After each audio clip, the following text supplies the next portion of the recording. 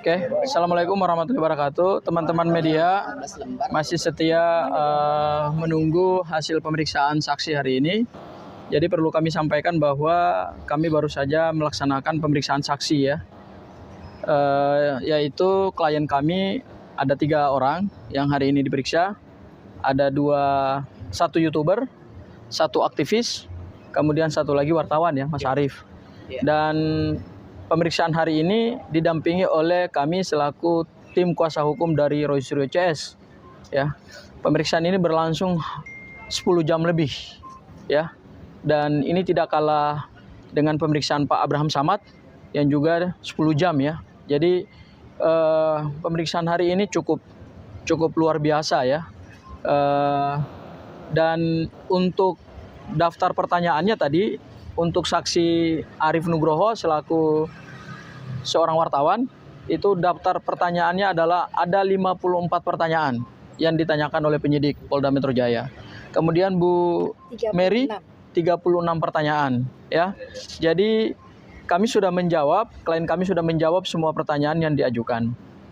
Nah, perlu saya sampaikan beberapa hal.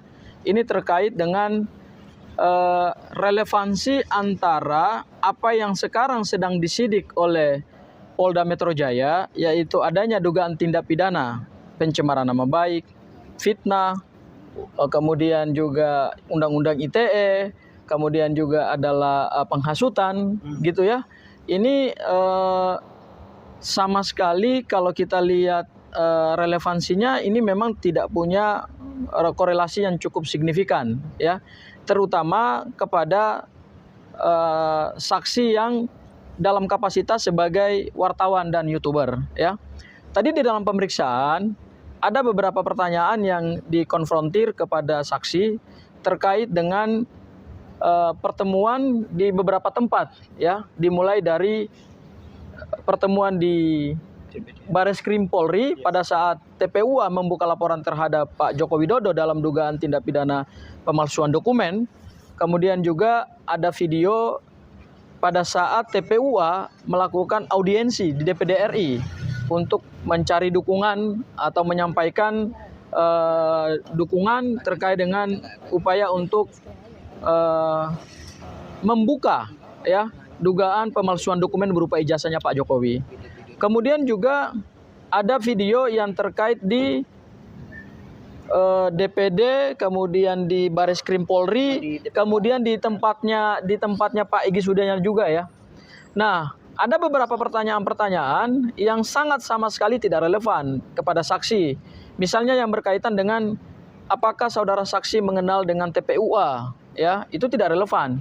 Kemudian siapa yang membiayai TPUA, ya, itu juga tidak relevan.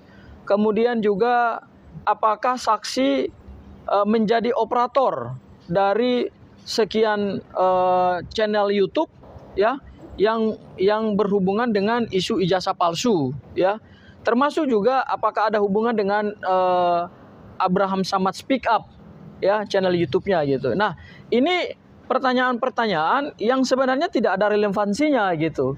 Justru yang kami lihat hari ini adalah adanya upaya dari Polda Metro Jaya untuk memperluas keterangan saksi ya, sehingga ini ada kemungkinan 2 hal. Yang pertama adalah Polda Metro Jaya berusaha untuk melakukan pembungkaman terhadap teman-teman pers, terhadap teman-teman YouTuber yang begitu aktif menyampaikan informasi kepada masyarakat terkait dengan kegiatan dari TPUA, terkait juga kegiatan dari teman-temannya Roy Suryo CS gitu ya, dalam memberikan informasi kepada publik. Itu asumsi kami yang pertama.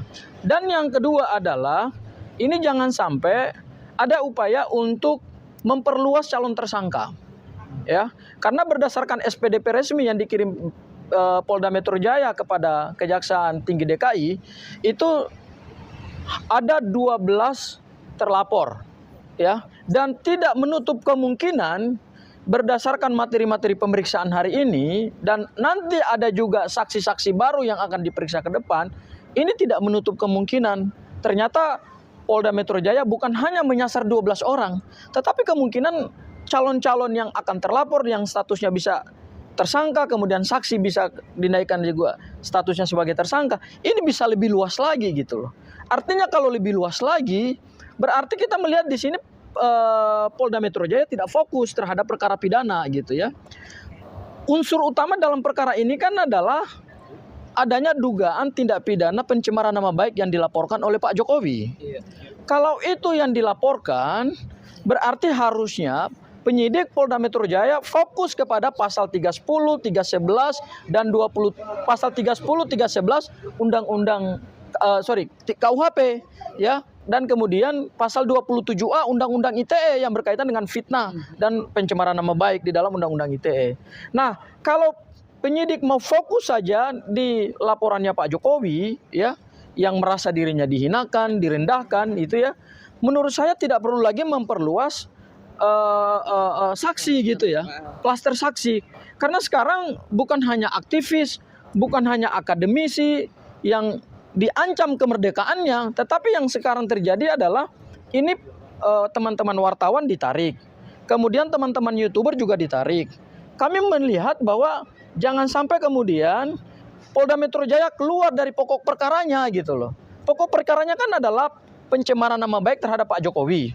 Dan hari ini kami merasakan betul ya, ada perluasan pemeriksaan secara material ya. Dari yang tadinya adalah pencemaran nama baik, sekarang larinya kemana-mana nih, menyasar YouTuber.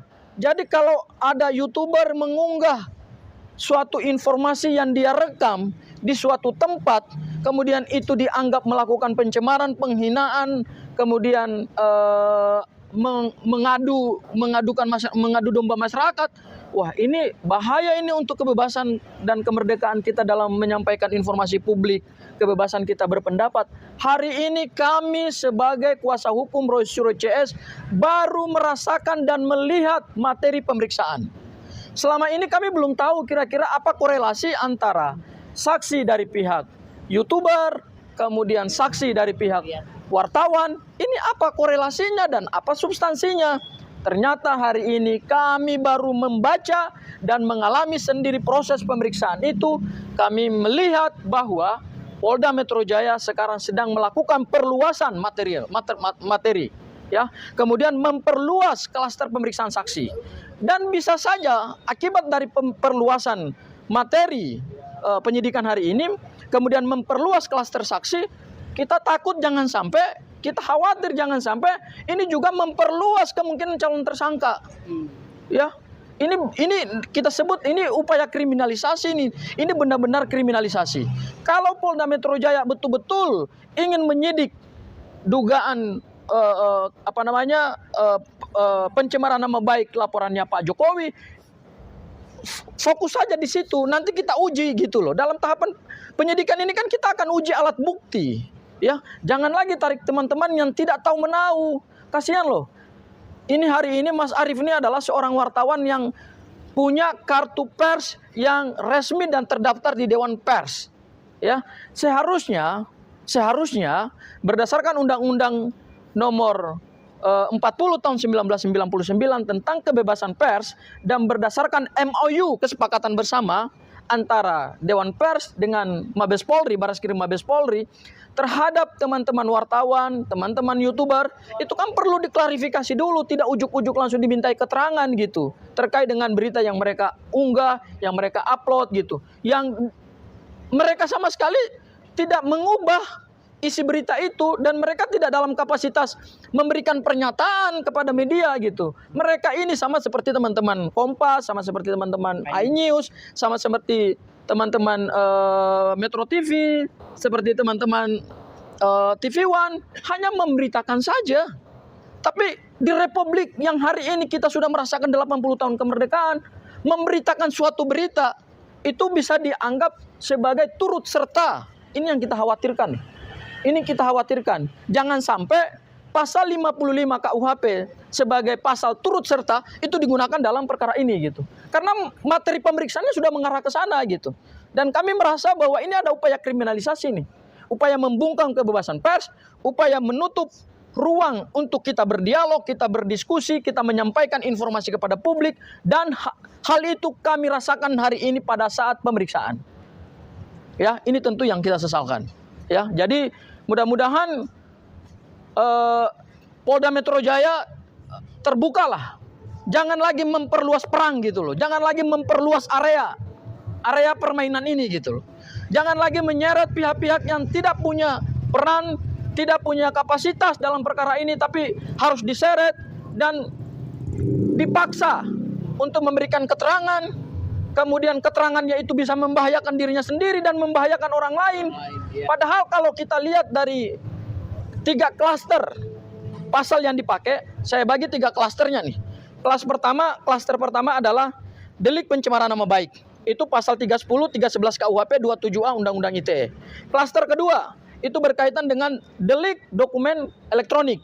Pasal 32 dan pasal 35 Undang-Undang ITE. Dan klaster terakhir, ini klaster penghasutan, pasal 160 KUHP dan pasal 28 ayat 2 Undang-Undang ITE. Dari 3 klaster pasal yang sekarang dipakai, ya, 1 klaster relevan, yaitu penghinaan dan pencemaran nama baik. Tapi 2 klaster ini nggak relevan sama sekali. Ya, yaitu siapa yang mengubah dokumen elektronik? Nggak ada yang mengubah dokumen elektronik. Tadi ditanyakan juga kepada saksi kami, apakah dokumen yang atau informasi yang diunggah di YouTube itu diubah nggak? Dilakukan rekayasa nggak? Dimanipulasi nggak? Oh, nggak ada itu faktanya. Ya, jadi nggak kena ini pasalnya. Kemudian yang ketiga, klaster tentang penghasutan. Siapa yang terhasut? Siapa yang melakukan penghasutan dan apa akibat dari penghasutan? Karena ini deliknya delik material, ya. Kemudian 28A, ini kan penghasutan dalam konteks SARA. Nggak ada ini urusannya di situ. Jadi menurut kami dari hasil pemeriksaan yang kami alami hari ini ada kemungkinan penyidik melakukan perluasan dan memperluas saksi, dan kemungkinan juga kalau barang ini naik sampai tahap berikutnya, ini memperluas calon tersangka lagi, dan ini kriminalisasi. Itu Bang yang bisa kami sampaikan. Ada pertanyaan Bang? Untuk persiapan besok seperti apa? Kalau persiapan besok itu kan jadwalnya Pak Roy Suryo ya, dan Bu Kurnia, ya, dan Rizal Padilla. Jadi ada tiga terlapor yang besok akan diperiksa, dan besok juga akan kami dampingi, ya. Kita akan melihat apa materi yang akan mereka jalani gitu loh. Atau materi apa yang akan ditanyakan kepada penyidik kepada mereka gitu. Tapi yang bisa kami update adalah hari ini pertanyaannya seperti itu. Mungkin bisa ditambahkan oleh Bu Mary selaku saksi tadi. Oke, silakan. Assalamualaikum warahmatullahi wabarakatuh. Terima kasih nih rekan-rekan nih udah bisa hadir di sini membersamai kita. Dan saya juga turut terima kasih juga untuk para penyidik tadi yang sudah kooperatif juga terhadap kita. Dalam kapasitas bahwa mereka mau mendengar, penyidik mau mendengar apa yang kita paparkan, apa yang kita berikan penjelasan, dan mereka tidak terlalu bertele-tele gitu dalam mendengar kesaksian kita.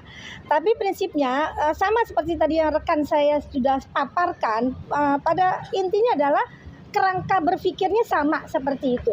Tetapi kita mencoba untuk mempersempit ruang apa-apa yang rencananya mereka membuat pelebaran gitu, pengembangan. Jadi alhamdulillah lah sampailah kita pada akhirnya di jam 10 pagi, terus berakhir setengah 12 ya? Setengah 12 dimulai 10 jam ya, terus selesai tadi jam 8 dengan 36 pertanyaan, printernya tuh sampai 20 eksemplar, 24 eksemplar. Jadi pertanyaannya sama, tidak jauh beda ya, kapasitasnya sama. Cuma memang area-areanya banyak yang tidak korelasinya tidak seimbang gitu, tidak sama. Penjelasan yang mereka pertanyakan, kebetulan klien saya memang tidak berada di sana gitu. Tapi mereka mencoba untuk mengembangkan sehingga akhirnya mencoba untuk menggiring opini itu dengan satu opini yang akhirnya bisa satu sama lain tuh saling berkaitan begitu. Jadi dan mudah-mudahan lah nanti untuk kedepannya saya minta juga sama penyidik jangan mencoba untuk menggiring pertanyaan lah begitu ya, sehingga tidak mempersulit klien-klien kita dalam memberikan penjelasan, pemaparan. Tanyakan saja sesuai dengan peristiwa yang terjadi pada tanggal itu.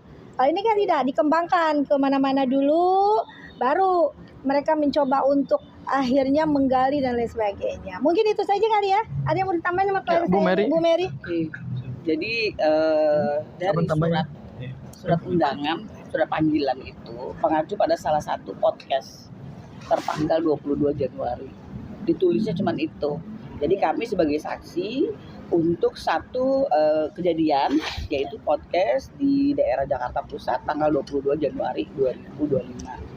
Nah, kalau kita berfokus pada podcast tersebut, tentunya dengan sangat gamblang saya bilang, saya tidak tahu karena saya memang tidak di tempat dan saya tidak tahu itu siapa-siapa, saya pun tidak tahu itu linknya yang mana gitu kan. Cuman dalam hal ini akhirnya di dalam pemeriksaan itu ada berapa link tadi disebutnya? Pokoknya ada belasan sampai puluhan link YouTube. Yes. Ya, link YouTube termasuk sebentar kalau TV juga ada. TV juga ada, tadi juga disebut beberapa TV. Jadi apa yang disebutkan oleh para aktivis tersebut pada link-link yang udah diambil mereka dari YouTube dan sebagainya, kami diminta konfirmasi apakah paham mengenai ini. Saya nggak paham. Soalnya apa? Begitu banyak disebut, banyak sekali Bang. Sampai dia, Bu, ini pertanyaan agak panjang ya, dia bilang. Dari dimulai dari 22 Januari ini, kemudian ada link YouTube oleh si ini, kemudian ada ini lagi ini, ada lagi pemberitaan ini, panjang banget. Mungkin ada hampir 30 kali tadi. 30 link media ya, atau video. Apakah Ibu paham mengenai alur ini? Saya nggak bisa. Even kita kami pun ditanya kapasitas kita gitu. Saya bilang kami tidak dalam kapasitas sebagai tim TPUA, bukan.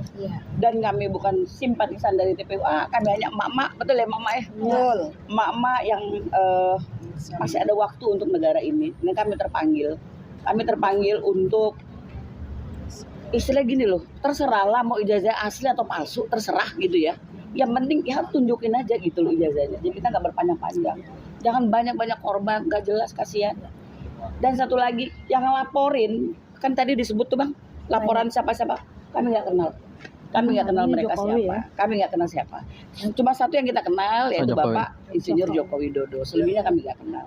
Ada nama ABCD dan lain sebagainya kami nggak kenal. Jadi saya hanya menjawab sesuai kapasitas kami. Terutama kapasitas kami yang membersamai kegiatan ini gitu loh. Tapi selebihnya ya saya cuma menjawab apa yang bisa kami jawab. Ya, bahwa kami adalah emak-emak yang terpanggil untuk negara ini. Demikian. Ini ada tambahan nih Ada tambahan? dari saksi. Ayo Mas Arif. Ini jurnalis. Ya, sebelumnya saya ucapkan terima kasih kepada teman-teman khususnya iNews dan Kompas TV.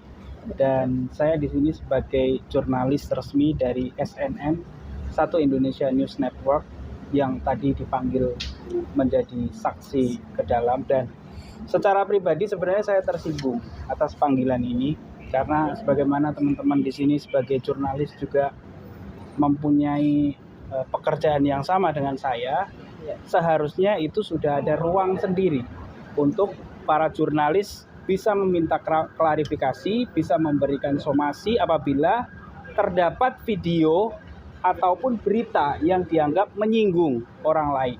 Dan saya pikir ini semuanya sudah paham soal ini.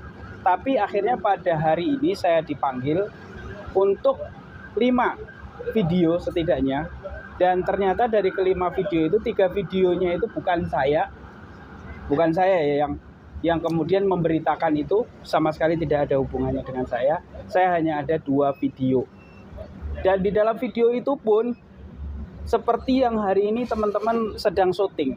Seperti saya berbicara, kemudian teman-teman syuting situ begitu saja. Dan kebetulan video itu seperti yang disampaikan oleh Bang Abdul Ghafur tadi, seperti ada pertemuan di DPD RI, kemudian ada Bareskrim. Nah itu. Dan tugas kita sebagai jurnalis ya tentu saja mengabarkan itu. Dan saya dipertanyakan yang agak lumayan menyinggung itu adalah soal pendapat saya, soal apa pendapat saya terkait video tersebut. Nah kan sebenarnya itu tidak layak kalau itu ditanyakan ke saya. Seharusnya itu ditanyakan kepada yang bersangkutan gitu. Dan tugas jurnalis kan hanya memberitakan, menyampaikan, memberikan informasi kepada masyarakat, karena ini adalah bentuk dari kemerdekaan pers. Dan itu sudah diatur di dalam Undang-Undang Pers nomor 4 tahun 1999. Jadi saya pikir ini tidak menjadi monsterisasi bagi para jurnalis-jurnalis berikutnya yang ingin memberitakan satu berita yang memang berita itu layak untuk dinikmati atau untuk disajikan kepada masyarakat secara umum. Dan mudah-mudahan ini menjadi pelajaran lah buat pada dalam hari ini pihak kepolisian untuk tidak mengulanginya lagi. Karena sebagai jurnalis kita sudah punya wadahnya tersendiri untuk menyampaikan keberatan terhadap berita yang kita sampaikan. Mungkin itu aja teman-teman iNews dan Kompas TV serta teman-teman yang lain. Terima kasih. Wassalamualaikum warahmatullahi wabarakatuh.